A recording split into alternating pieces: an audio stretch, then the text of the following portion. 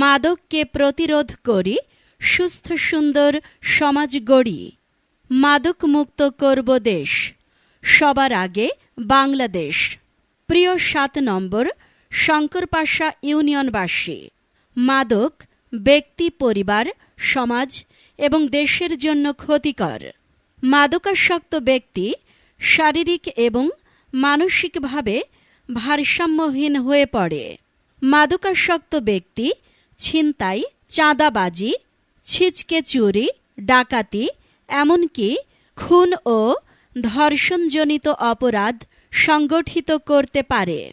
তাই আসুন জীবনকে ভালোবাসি, মাদক মুক্ত থাকি, মাদকের বিরুদ্ধে সোচ্চার হই।